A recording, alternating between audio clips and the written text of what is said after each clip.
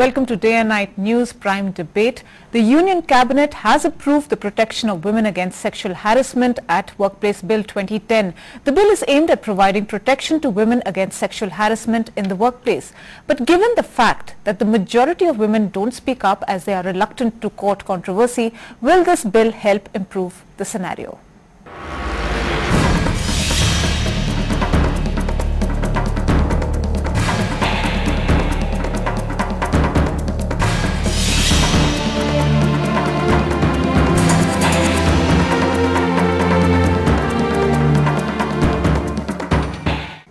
In a move to ensure a safe working place for women, the Union Cabinet has come up with a bill. The bill allows women to complain of harassment ranging from physical contact, demand or requests for sexual favors, sexually colored remarks or showing pornography. Back in 1997, the Supreme Court put the onus on employers to make their workplace safe. Even 14 years after that judgment, women employees still suffer. The guidelines made mandatory for all workplaces by the Supreme Court are yet to be enforced. Although there has been a steady rise in the number of women in the workforce, incidents of sexual harassment have not registered a decline. Now the centre has come up with the Protection of Women Against Sexual Harassment at Workplace Bill to ensure safety to women. The proposed legislation entrusts the employers with the responsibility of protecting women at workplace. It also makes them pay if they fail in their duty. However, the opponents of the bill say that this will freeze all communication with women employees. This, according to them, will render office functions a very difficult proposition to deal with. Also, they fear the bill can be misused. All said and done, bringing legislation is not a solution by itself. Awareness is. If more and more women protest and wrongdoers are brought to the book, things are bound to change. Till then, it will be business as usual. Well, to discuss this issue, we have with us in our studios Samarpal Singh, Head Corporate Affairs, Punjab and Himachal Vodafone, Professor Vidhu Mohan, who's a retired psychologist from Punjab University, Madhu P. Singh, an advocate and member, Sexual Harassment Committee, and Hemant Goswami, social activist. Well, thank you so much for being with us in our studio. I'm going to begin with you, ma'am. What do you make out of this bill? Do you think the provisions are absolutely correct and now we have a bill in place? This is a draft bill and the bill has been just not even introduced, but the provisions which they have mentioned are definitely going to help the women at workplace and especially the protection of women at workplace against the sexual harassment. It is not an ordinary bill. It's a bill with a specific focus and target. And target is how the women at workplace can be protected and not treated as an object of sex. Their productivity should not be allowed to be zeroed down on this account itself. Bill fears are that there will be uses and abuses. But so far you feel it's hugely, it's come a little late. I mean, it's 2010 and now we have a sexually but better late than never. I believe it's a better late than never. Vishakha has done wonderful well. 14 years. It started from there? It started from Vishakha. 14 years have gone by, but it was the mechanism was available only to a limited number of women. Now the scope has been increased where public, private, organized, unorganized sector, the whole ambit has been brought into. And the women workforce is working everywhere. You cannot say that women is ignore it. You cannot say that women is working only in organized sector, in schools, colleges, hospitals. Now you have them. They are working in the factories, they are working in saloons, they are working in boutiques, they are working in every nook and corner of the lane. But the provisions were not available to them. The protection was under Vishakha. So now the scope has been enlarged. So larger number of women have been brought under the ambit of this act, which is a very good provision at the moment.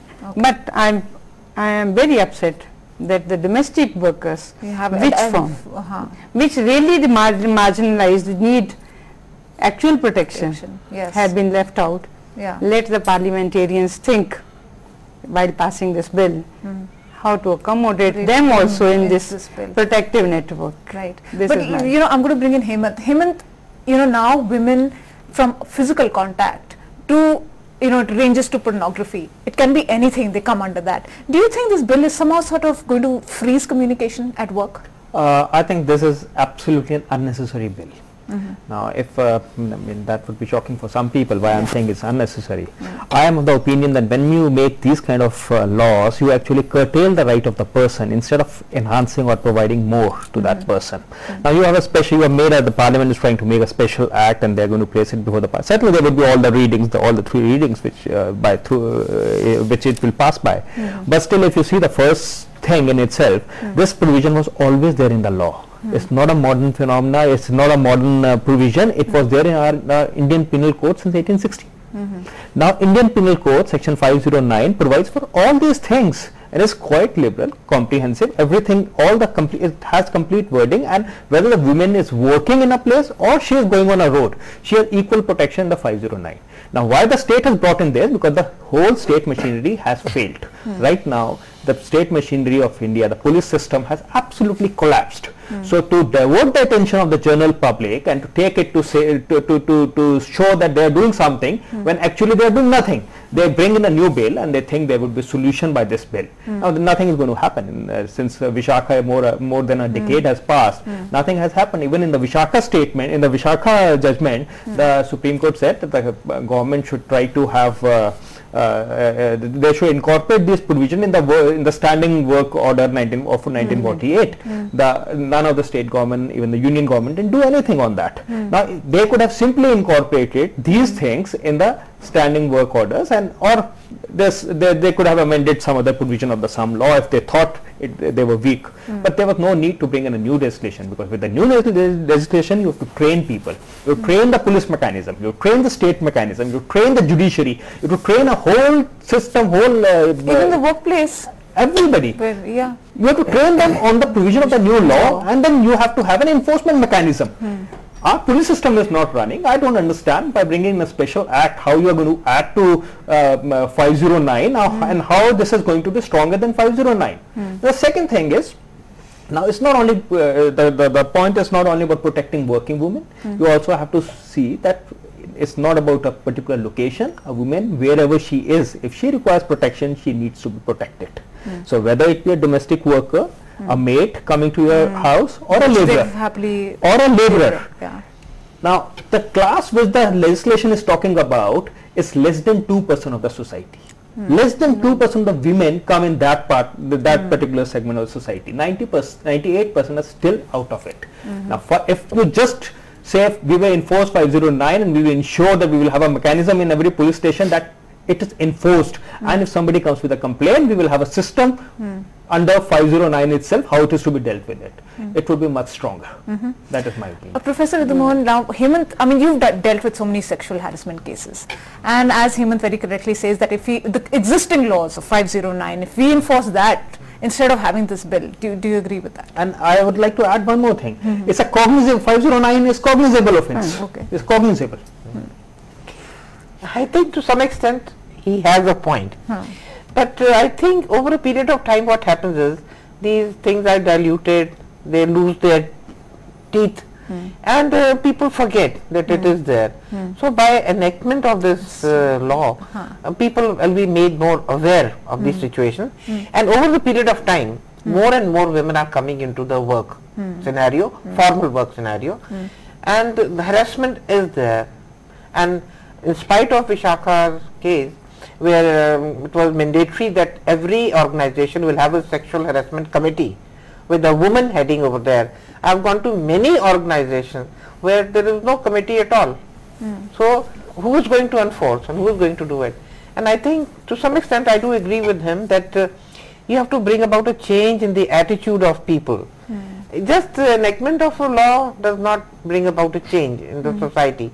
It is the thinking, it's the way that you perceive situation that has to be. And in that case, I think if there can be, say, gender sensitization workshop, not only for women but for men also, joint workshop, bringing them, making them aware of all the clauses that are given in the sexual harassment committee, that if you do this, this will happen, if you do this, this will happen. And since I have conducted some of these workshops myself, I found that men did not know that making a comment which was just neutral comment, could be a sexual harassment comment also. Yes. And women also did not know. Yeah, I'm going to ask Samar that. Samar, you are heading Vodafone, you're the head of corporate affairs there.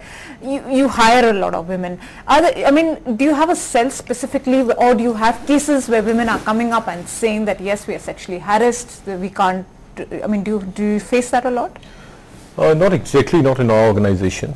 Haven't come across too many cases in which women have specifically complained of the sexual harassment. Is it because they're scared that they come up?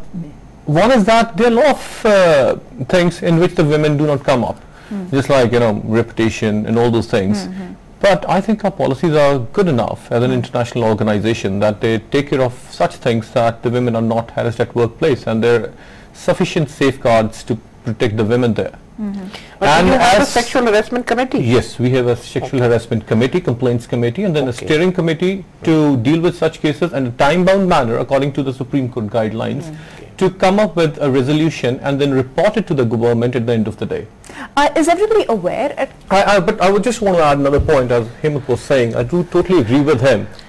It's not the law which is the need of the hour. There are tons of laws in India. Even the Supreme Court and the National Commission of Women gave a complete list of guidelines as to what constitutes a sexual harassment. And he, as rightly said, Section 509, which is a cognizable offence, coupled with Section 294 and other laws which are already in place. There is a complete set. Yes, this constitutes sexual harassment. What I would want to say here is, it's a delivery of the justice system which needs to be streamlined. For example, Justice was sitting here the other day, and you know, a lot of times we have seen that they say like delivery of justice has to be improved, but who's going to improve it? The onus is on the judiciary to give a judgment. Okay, this needs to be done in 30 days, 40 days. The trials happens for 20 years, 10 years. In the Ruchika case, it happened for 20 years. And person got a, okay, whether rightly or wrongly, whatever it is, somebody got a, but the person who was subjected to torture or tormentation was subjected for 20 years of tormentation. So you don't want to, you know, complain now and then, you know, be subjected to 20 years of tormentation and then just obtain a judgment. So you know, we were in this discussion where you feel how rules need to be enforced, but you know, interpersonal skills play such a huge role now, and everybody uses certain skill sets. Being a woman, you would probably use certain lines to move up, you know, so you get your promotions, you get increments. So do you think sometimes lines are trespassed? I think so. Depends upon person to person. You know, we come across so many times people in the organization, especially women, who definitely like go up the path a little faster than the men. Sometimes, not always. And it depends upon the boss and subordinates relation. It depends upon person specific. It's not organization specific as such. Yes, sometimes the lines become blurred. Is it sometimes, or is it a frequent phenomenon? No, as I said, it depends upon person to person. It's just sometimes. It's not all the times. Because if it becomes blurred all the times, then, you know, it would be accusing every man and every woman who works. So it's not like that. All right. Ma'am, may I add, does it mean that this is becoming a trend, is a trend setter for one woman to use such transgressing